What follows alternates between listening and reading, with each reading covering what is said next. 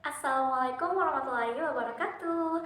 Perkenalkan, nama saya Himatul Ali Derajat, mahasiswi dari IAIN Syekh Nurjati Cirebon, semester 4, jurusan Ekonomi Syariah.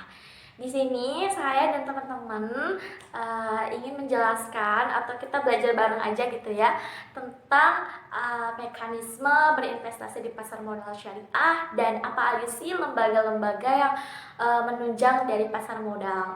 Oke, di sini aku sebagai pemateri pertama. Terus nanti disusul sama teman aku ada Adniatus Salma sebagai pemateri kedua dan Firdiana sebagai pemateri ketiga.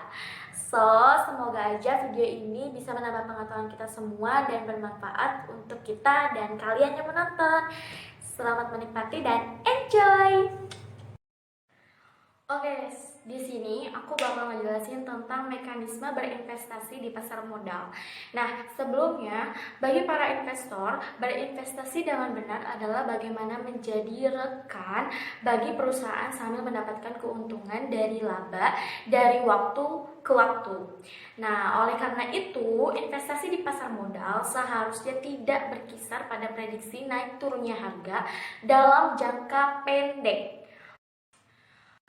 Oleh karenanya, berinvestasi di pasar modal syariah harus dilakukan pada instrumen dari perusahaan yang solid serta didukung oleh manajemen yang baik dan perencanaan bisnis yang jitu. Yang jitu itu yang tepat sasaran, yang bagus, yang baik, kayak gitu kayaknya ya. Nah, para investor harus berorientasi jangka panjang dan tidak terpengaruh oleh pasar yang menyebabkan panic selling atau menjual karena panik disebabkan karena harga saham yang melonjak tajam atau merosot secara drastis. Para investor melakukan penjualan saham karena mengetahui ada sesuatu yang mempengaruhi atau memengaruhi kinerja perusahaan yang menyebabkan kinerja perusahaan menurun seperti pergantian manajemen yang tidak baik, produksi yang dikeluarkan gagal dan tidak mampu bersaing, serta lain sebagainya. Nah, mekanisme transaksi dalam pasar modal syariah idealnya tidak mengandung transaksi yang ribawi. Yang ribawi itu yang mengandung riba, karena riba itu tidak boleh ya teman-teman. Atau transaksi yang meragukan, goror. Nah, pasar modal syariah juga seharusnya bebas dari transaksi yang bersifat spekulatif dan manipulatif. Oke, selanjutnya kita akan bahas tentang lembaga penunjang pasar modal. Nah, di lembaga penunjang pasar modal itu sebenarnya ada banyak dan kita akan bahas tentang yang pertama itu ada OJK atau Otoritas Jasa Keuangan. Nah, OJK itu apa sih gitu kan kalian yang belum tahu. Nah, OJK itu adalah lembaga negara yang dibentuk berdasarkan Undang-Undang Nomor 21 Tahun 2011 yang berfungsi menyelenggarakan sistem pengaturan dan pengawasan yang terintegrasi terhadap keseluruhan kegiatan di dalam sektor jasa keuangan, baik di sektor perbankan, pasar modal, terus jasa keuangan, non-bank seperti asuransi, dana pensiun, lembaga pembiayaan, dan lembaga jasa keuangan lainnya. Nah, secara lebih lengkapnya itu adalah OJK adalah lembaga independen dan bebas dari campur tangan pihak lain yang mempunyai fungsi, tugas, dan wewenang pengaturan, pengawasan, pemeriksaan, dan penyelidikan sebagaimana dimaksud dalam Undang-Undang Nomor 21 tersebut. Oke? Nah, di Indonesia sendiri, lembaga yang berwenang atas keseluruhan kegiatan di bidang pasar modal adalah Otoritas Jasa Keuangan atau OJK. Nah, itu kenapa sih gitu kan OJK itu yang paling berwenang gitu kan? Kenapa gitu? Ya, karena kan hal tersebut gitu ya, hal tersebut sudah diatur dalam Undang-Undang Nomor 21 Tahun 2011 yang tadi kita sebutin di awal ya. Nah, tentang OJK, di mana OJK itu berfungsi sebagai menyelenggarakan sistem pengaturan dan pengawasan yang terintegrasi terhadap keseluruhan kegiatan di dalam sektor jasa keuangan. Salah satunya tugas OJK adalah mengatur dan mengawasi kegiatan jasa keuangan di sektor pasar modal. Nah, OJK sendiri dalam struktur pasar modal di Indonesia memiliki kedudukan tertinggi. Oke, kedudukan tertinggi yang ditempati di pasar modal itu ya OJK gitu kan. dan merupakan lembaga negara yang bersifat independen dengan fungsi tugas dan wewenang pengaturan, pengawasan, pemeriksaan, penyidikan di sektor pasar modal. Selanjutnya saya akan menjelaskan tentang PT Bursa Efek Indonesia. PT Bursa Efek Indonesia yaitu Self Regulatory Organization, biasa disebut dengan SRO, yang menyediakan infrastruktur untuk mendukung terselenggaranya perdagangan efek yang teratur, wajar, dan efisien, serta mudah diakses oleh seluruh pemangku kepentingan.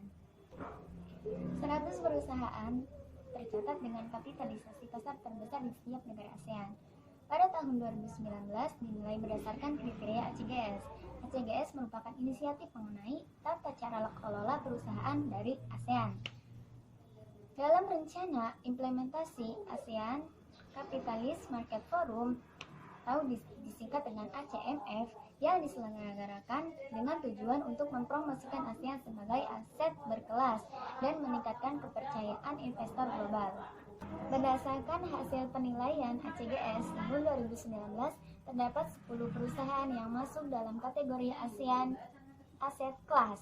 Perusahaan yang masuk yaitu PT Aneka Tambang, PT Bank Sentral, PT Bank CIMB Niaga, PT Bank Mandiri, Persero, PT Bank Maybank Indonesia, PT Bank Permata, PT Bank Rakyat Indonesia, PT Bank Tabungan Negara, PT Bank Jasa Marga, dan PT Bank XL Asiata. Selanjutnya saya akan menjelaskan tentang perusahaan sekuritas dan manajer investasi. Saya akan menjelaskan dahulu tentang perusahaan sekuritas. Apa sih perusahaan sekuritas itu?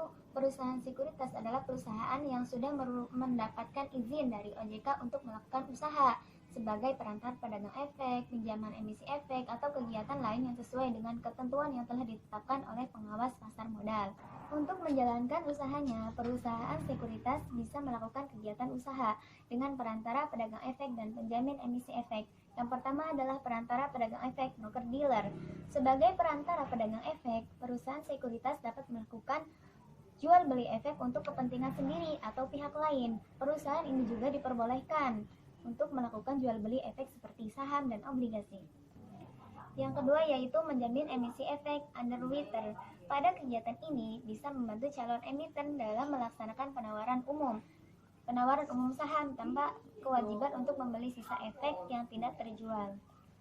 Selanjutnya yaitu saya akan menjelaskan tentang manajer investasi. Manajer investasi adalah perusahaan yang telah mendapatkan izin usaha dari OJK untuk melakukan kegiatan usaha manajer investasi. Nah, manajer investasi melakukan kegiatan usahanya dengan yang pertama yaitu pengelolaan portofolio efek nasabah tertentu berdasarkan perjanjian pengelolaan dana yang bersifat bilateral dan individual yang disusun sesuai peraturan pengawas pasar modal. Yang kedua yaitu pengelolaan portofolio investasi kolektif untuk kepentingan sekelompok nasabah melalui wadah produk-produk yang diatur dalam peraturan pengawas pasar modal. Selanjutnya yang ketiga yaitu kegiatan lainnya yang sesuai dengan pengawas pasar modal. Penjamin Efek Indonesia atau KPII didirikan berdasarkan Undang-Undang Nomor 8 Tahun 1995 tentang Pasar Modal Indonesia. Adapun ruang lingkup KPII yang pertama, ruang lingkup lembaga clearing. 1. Melaksanakan kegiatan clearing atas semua transaksi bursa untuk produk ekuitas, derivatif, dan obligasi di pasar modal Indonesia. Yang kedua, melaksanakan proses penentuan hak dan kewajiban anggota yang timbul dari transaksi di bursa. Adapun ruang lingkup kegiatan penjamin. Yang pertama, melaksanakan penjaminan penyelesaian transaksi bursa untuk produk ekuitas dan produk derivatif.